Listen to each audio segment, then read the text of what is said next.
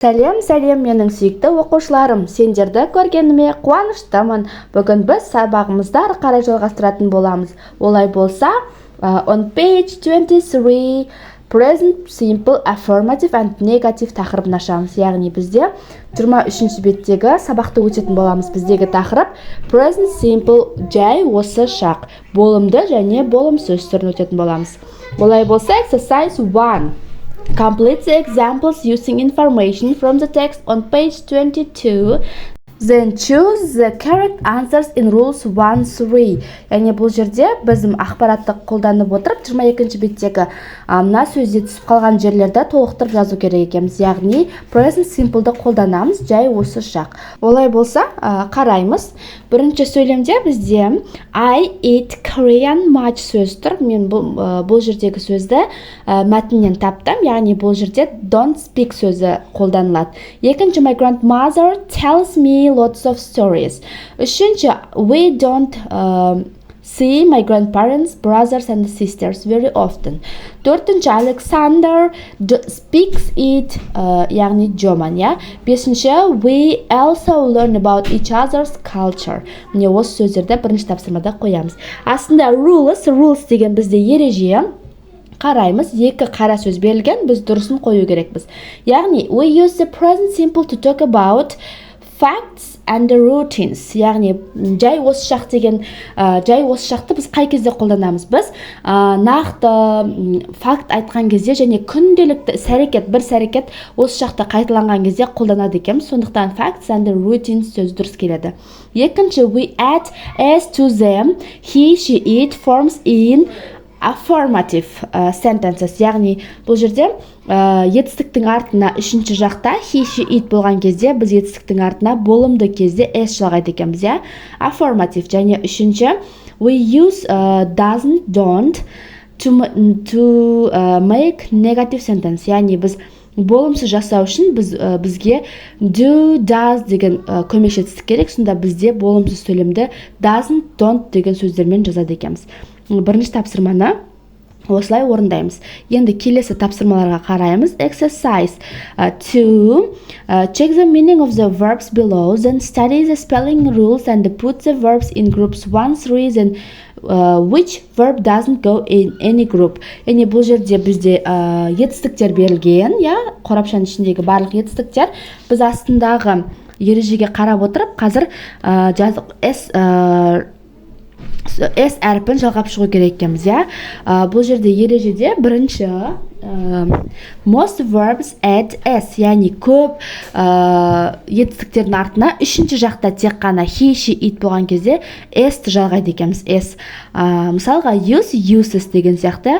Ал екінші ережеде verbs ending in o, x, s, ch, sh, add es, яғни егер сөйлем O, немесе X, немесе 2S, немесе CH, немесе SH пен аяқталған болса, сөз. Онда сол сөздің артына біз жалғыз S-ті емес, S-ті жалғайды екенбіз, ja? Міне ереже. Мысалға go, gas. Үшінші, verbs ending in consonant Y. Егер сөз Y әрпімен аяқталатын болса, онда Y әрпі түсіп қалып, бізде Y-дің орнына EIS болады. Мысалға, studies. Міне осы ережеге қарай біз мына жерде барлығын осы группаға бөліп жазу керек екенбіз. Бірінші, uses, writes, listens, eats, knows, sleeps, buys, comes, makes, walks, sings. Бұл бірінші ережеге жатады. Екінші, goes, mixes, finishes, watches, teaches, does. Ол екінші ережеге жатады. Ал үшінші бізде tries, carries сөз жатады. Ал have сөзі doesn't go to any group. Ешқандай ережеге бағынбайды да жатпайды. Міне екінші тапсырманы осылай жазады екенбіз. Енді қараймыз келесі. Exercise 3. Use the verbs in brackets and write true sentences in the present simple. Яғни бұл жерде бізде жақшаның ішінде берілген ол етістік. Біз жақшаны ашып, етістікті осы шаққа келтіріп, дұрыс сөйлемдер жазу керек екенбіз, оқушылар. Яғни he, she, it болған кезде s жалғаймыз, қалған уақытта етістіктің өзін жазып шығамыз. Мысалға, біріншісінде біз go сөзінің артына s жалғаймыз, өйткені my father үшінші жақта тұр, goes. Екінші, my mother teaches Үшінші they don't do. Келесі watch. Төртінші, бесінші I try немесе don't try. Алтыншы write as. Жетінші like. Және сегізінші don't play деген сөздерді қойып шықтым. Міне үшінші тапсырманы осылай көшіреміз. Next, exercise 4. Complete the text with the correct present simple form of the verbs in the boxes. Яғни бұл жерде де біз осы жақпен жұмыс жасайтын боламыз, және мына қорапшаның ішіндегі сөздерді біз түсіп қалған жерге қойып шығып, яғни дұрысынан қойып шығу керек екенбіз. Олай болса, біріншісінде біз don't speak сөзін қоямыз, екі leaves, үшіншісінде don't understand, төрт watches, бес does, алты makes, жетінші goes, сегіз eat болады. Міне төртінші тапсырманы осылай орындаймыз оқушылар. Келесі бізде exercise 5. Exercise 5. Write true and false sentences about yourself. Use affirmative and negative forms of the verbs. Then listen to your partner's sentence. Say if they are true or false. Яғни бұл жерде жалған, яғни true шынайы, ақиқат және жалған сөйлемдерді өзің туралы жазсаң болады дейді. Яғни сөйлемді біз болымды және болымсызды жазсақ болады екен, және оны сыныпта келіп айтып бер дейді. Мен қорапшаның ішіндегі сөздерді, яғни осыны сөздерді қолданып жазу керек екенбіз. Мына жерде мысал тұр. Мен 4 мысал ретінде жазып кеттім. Оны өзгертіп жазуға да болады оқушылар. Мысалға, I like Italian food. My brother watches English films. I go to Russian classes. I like read Kazakh деген сияқты кез келген сөздерді алып жаза беруге болады оқушылар. So children, next page 24. Келесі бетті қараймыз. Бізде 24-ші бетте vocabulary and listening daily lives, яғни күнделікті өмірге байланысты тақырып берілген. Бұл жерде мәтін берілген, яғни бұл жерде Derbyдің my day, яғни менің күнім атты мәтіні берілген. Оның ішінде өте көп информациялар бар. Толықтай оқып шығамыз оқушылар. Мен қазір оқысам ұзақ болып кетеді, сондықтан өз беттерінше оқып шығасыңдар. Ал мен қазір осы мәтінге байланысты астындағы тапсырмаларды бірге орындайтын боламыз. Олай болса, exercise 1. Бірінші тапсырмаға қараймыз. Language point, adverbs of frequency, яғни бұл жерде грамматика берілген. Үстеулер берілген. Adverbs бізде үстеулер, Мына жерде exercise 1. Check the meaning of the words in blue. Use them to complete the chart. Then choose the correct words in the rules. Яғни бұл жерде 0-ден 100%-ға дейін берілген. Және біз мәтіннің ішінен, көк сөздердің ішінен сол үстеулер табу керек екенбіз. Мысалға, 0% болса, онда never. Ешқашан дегенді аламыз. Ешқашан 0%. Келесі бірінші sometimes сөзі келеді. Келесі often, жиі, sometimes кейде, often жиі, usually әдетте. Төртінші always, әрқашан деген келеді екен оқушылар. Міне осы үстеулерді жаттап аламыз. 100% ол әрқашан. Астында rules берілген ереже. Adverbs of frequency come, яғни қай кезден келеді. Бұл жерде after the verb be, яғни be етістігінен кейін келеді. Екіншісінде before other verbs, ал басқа етістіктердің алдында келеді. Міне ережеде осылай бірінші after, екінші before болады. Енді қасындағы 4-ші тапсырмаға қараймыз. Бұл жерде look at the information. What time do you think Sheriff always gets up? Listen to radio program about child labor and check your answer. Яғни бұл жерде сұрақ қойған, сағат қаншада, қалай ойлайсыздар, қаншада Шериф ұйқысынан тұрады? Мына жерде мәтін берілген, соны оқып табу керек екенбіз. Мен жауабымды I think Sheriff gets up at 5:30, яғни 5:30-да тұрады деп жазып қойдым. Енді келесі тапсырмаға қараймыз. Exercise 2. Rewrite the sentences so they are true for you. Use adverbs of frequency. Яғни мына сөйлемдердің барлығына біз үстеулерді қою арқылы жазып шығу керек екенбіз. 8 сөйлемді. Мен 8 сөйлемді толық үстеулерді қойып жазып шықтым. Екінші сөйлемді осылай, екінші жаттығуды осылай көшіреміз. Келесі бізде exercise 5, яғни 5-ші тапсырма. Listen again and complete the text. Мына жерде тыңдалым берілген, тыңдалымды тыңдап отырып, біз мына жерге түсіп қалған сөздерді қою керек екенбіз, оқушылар.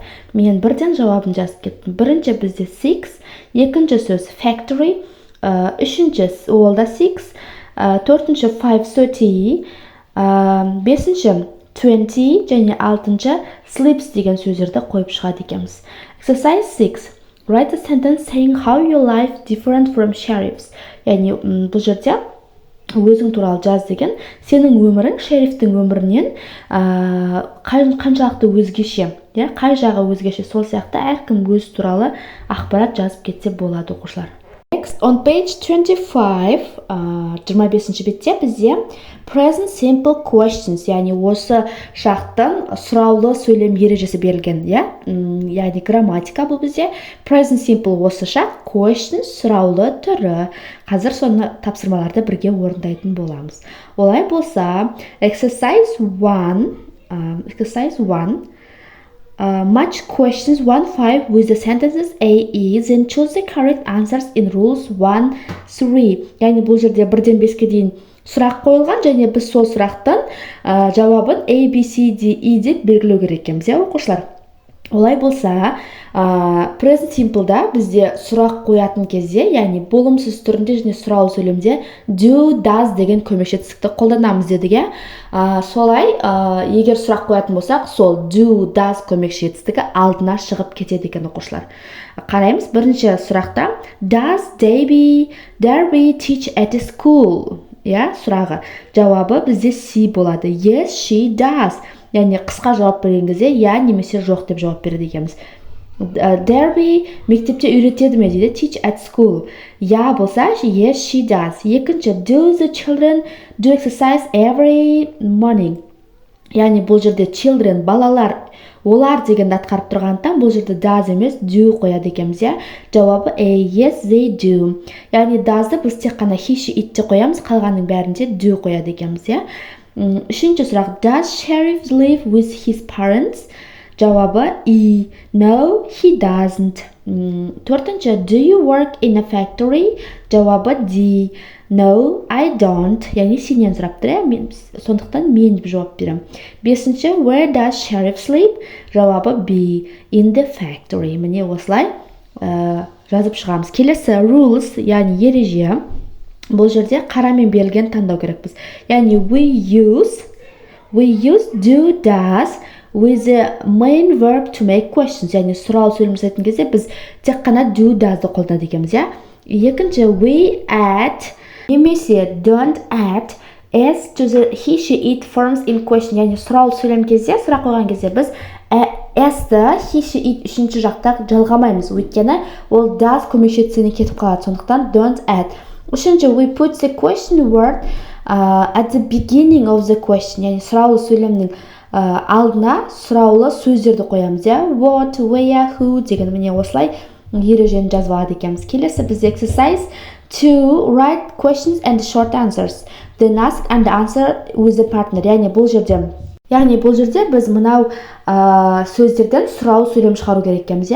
Оның алдына біз do, does көмекшісіздігін қойып, 8 сөзге мен 8 сұрақты құрастырып жазып шықтым оқушылар. Енді келесі бізде Exercise 3. Complete the questions and match questions 1-7 with answers A-H. Яғни бұл жерде бізде 7 сөйлемді біз сұраулы жасау керекпіз, және астындағы A-ден H-ға дейінгі жауаптарын сәйкестендіру керек екенбіз, оқушылар. Мен қысқаша қою керек етістіктерді, көмекшісіздерді қойып шықтым.